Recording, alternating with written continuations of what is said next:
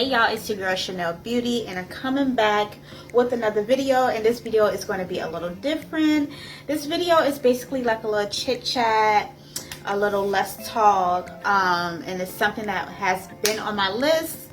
And this is about something that I have personally went through and how I think it can help you ladies and gentlemen. It's basically about personally speaking for myself,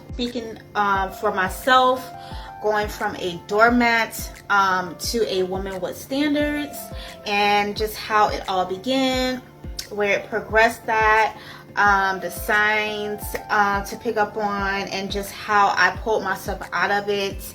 And so I wanted to do like a little chit chat, I guess you can say slash story time. But yeah, so I just wanted to chat, you know, kind of change up the scenery. I'm like actually sitting on the ground right now. I'm not like in a seat or anything like that.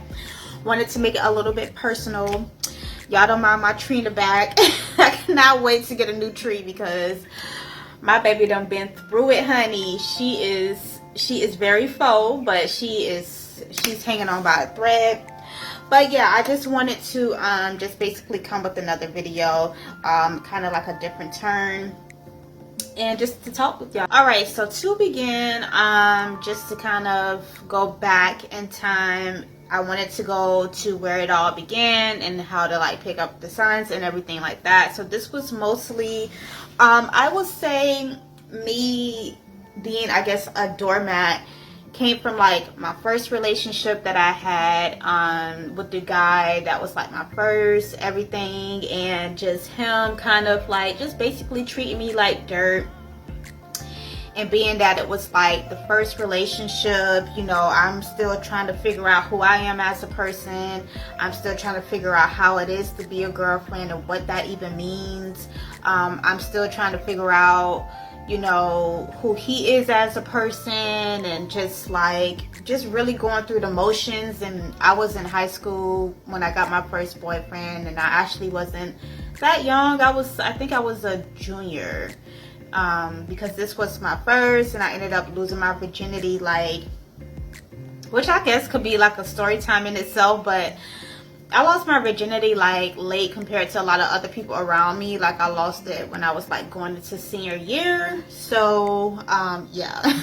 so with him, I was still in high school. I was still trying to figure myself out, even as I think I was a junior, going into senior year.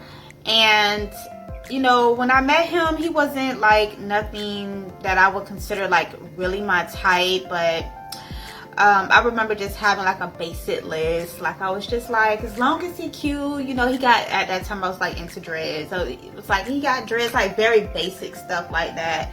He was those things, but he was hell on earth. Like when I tell you that this dude was like the devil's child, like a straight demon on earth. You know, at first it was cool and stuff like that, just like how they always be. It was like cool, it was just, you know, chill, regular relationship, at least I thought. And then he slowly started showing his colors, and it will kind of, as far as with breaking me down, because I did go through a phase like that, and that's another video in itself, with just how broken down I was with this dude, and how it took years to get over that hurdle and just to be, you know, back myself again.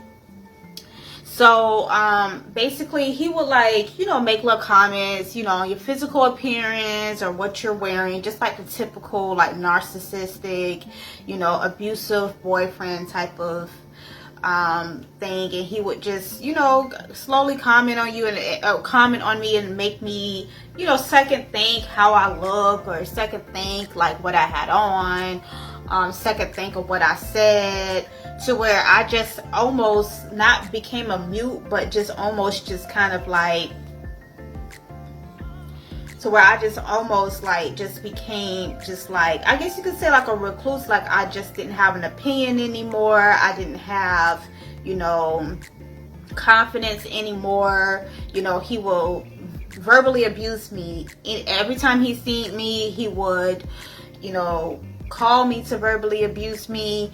And at this point, like I was so far in it that I stayed in a relationship. I stayed and just was this doormat. Like, I was just this person that he could just treat any kind of way and, you know, say things to, and I would just take it. And I didn't leave. I didn't think about leaving. Like I said, I was still young. You know, I didn't even know, like, what a girlfriend was supposed to be. Like, I was still learning that. And even though I learned it late in the game, that probably was a bad thing too. Maybe if I started dating a little sooner, it would have been a little better. But yeah, like, I was just his doormat, and he knew it, and he would treat me as such, and knew he had the upper hand in the whole entire situation. And I would be like afraid to lose him and afraid to, like, you know, go against what he liked, because I'm like, okay, well, if I don't do this, or if I don't make him happy, like, he's gonna go somewhere else and do it, even though he probably was already doing that. But this was my mind frame, like, back in the day. So, you know, being a doormat started with him, and then I loved the situation eventually. And so I loved the situation eventually. Years down the line, though, it was like way after I graduated. But I loved the situation eventually, and I know, like, after college, like, it was like on and off with him. Like, after high school, it was on and off. Like, I'll see him, but not like that, like how I was in high school. So we'll just put that out there. So in between, like, the times of me not dealing with him, I would try to, like, you know, get to know other people and stuff like that. And it was almost kind of like, since I was still trying to build myself up from the situation with him, when I was going into these other situations, like, it was as if, you know, it was kind of like deja vu. Like, it was just constant, like, whatever they say goes. It was just like not having any standards. It was not, you know, putting your foot down and saying, I'm not doing this and you're not going to treat me any kind of way. It was just kind of like me sitting back, because at this point I was so afraid to say something, because I didn't want to mess up the situation. And I would just sit back, and in between him, I was dealing with other dudes, or at least trying to get to know other dudes. Not like dealing with them like that, but just trying to get to know other dudes. And it was just the same thing. They was playing their games, and I allowed them to play their games, and I allowed them to kind of like sit back and just treat me on any kind of way and be okay with it. So that's when it started to progress. And by that time, I was already kind of damaged as a child, and that's some other stuff that I haven't even gotten into yet. But I was really damaged as a young lady, and looking back even now, I'm like, you know, it was never really a time where I had a healthy relationship and where I could just totally kind of like let my guard down and just be myself and just be vulnerable and comfortable and felt safe. Like, I never really had that. Even though I tried to seek it, obviously I was seeking it with the wrong people, but even with that, like, I never had that before, and I was always seeking it. And I never had like a healthy situation, so it became to get to a point to where, you know, the older I get, the more wiser I was, and the more things made sense. And just like, you know, being that I'm not a person that stays in a nigga face all the time, I had plenty time to kind of like, you know, because eventually I stopped dealing with the dude, like my first or whatever. I stopped dealing with him, and I stopped dealing with a lot of other dudes that I was dealing with. So it's like, at one point, like a couple years passed, and I was just kind of focused on me and just like not even being bothered with the fact of like seeking love, seeking validation, seeking like you know, just like a healthy relationship. So even with friendships, so it was like, it got to a point where I became so guarded and had just such a defense mechanism with like just cutting people off like the minute that I felt like they crossed me, or the minute that a dude I see that is clearly playing games with me, trying to play the radio with me, like I would just cut it off. It was like, you know, I used to want validation and want closure. I used to want closure a lot in my earlier years as an adult, but now since I'm in like, you know, my 20s and stuff, like my mid to late 20s, like I no longer seek that. So, you know, I'm definitely just like this guarded person, and I will cut you off cold turkey. And that's kind of where the standards like grew. It's like I just became like, no, you're not going to treat me any kind of way.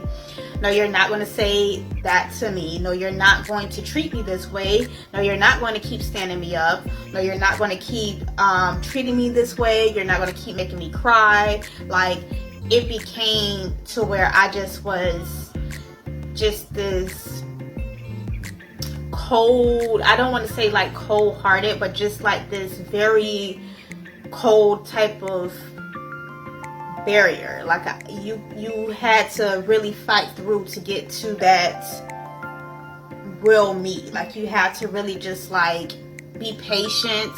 You had to really understand where I was coming from and why I am the way that I am. You know, I still to this day get that I'm just like this person that like holds grudges, or this person that is like so hard to get through to, and it's just like, but you failed to mention why I'm like this. And a lot of the times you got me into the situation too, like you played the part. You failed to mention that though. So I have became this person where, you know, it may come off like I'm being very closed off and guarded and everything like that, because I'm protecting my feelings now, and I'm no longer just sitting back like I used to and just allowing you to treat me any kind of way and say whatever you want to say to me and deal with me whenever it's convenient for you. It's like now you really have to show me that you care about me. You really have to show me that you're willing to put up a fight to have me in your life, because otherwise I don't have nothing to say. Like I don't have anything to talk about. I no longer want closure on things. I just have to let it be. And that's for my own mental health, because I can't continue to put myself through situations that is slowly peeling away at my soul, my feelings, you know, my authenticity. Like the fact that I can't feel comfortable around majority people, or feel like I can let my guard down because either people got ulterior motives, or, you know, they can't be trusted, or they want to use you. Like majority of the people that I ran into are like that. And until I find somebody different, I can't just keep putting myself through situations like that. So I like to say that I have standards rather than to be like totally like a bitch or guarded. I like to say that I just have standards now. And when you have standards, you will run into a lot of people that once had that power over you, calling you everything but a person with standards, because they're no longer able to treat you any kind of way. It no longer benefits them. They're upset about it, so they're gonna try to make you seem like a horrible person. They like, oh, I can't treat this bitch any kind of way no more, or I can't do this anymore to her. I can't say this anymore because it doesn't get to her. Like they will continue to just try to shit on you, but they'll just try to they'll say it to other people more than to you, because they no longer have access to you. So they'll try to make other people feel how they feel about you. But you just have to continue to just keep pushing and trucking. I honestly had to take a couple years to myself to build this up, and to finally just sit with myself and get back to the root of things, of who I am as a person, what I love, what I like to do, what I value in relationships, what I value in friendships.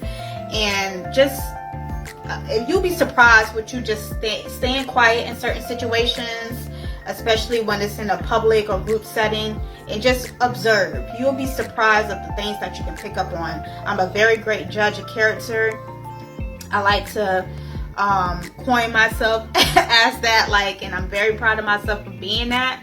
I'm so proud that I have that way about me, that I can really pick people out for who they are. Like, I could almost look at a person and can tell if they are genuine or if they are shady or something like that. And I'm almost always right. And my gut feeling too, like, I have a very, very strong gut and intuition. So I always trust that, like 99% of the time, and I'm always, almost always right about situations, people.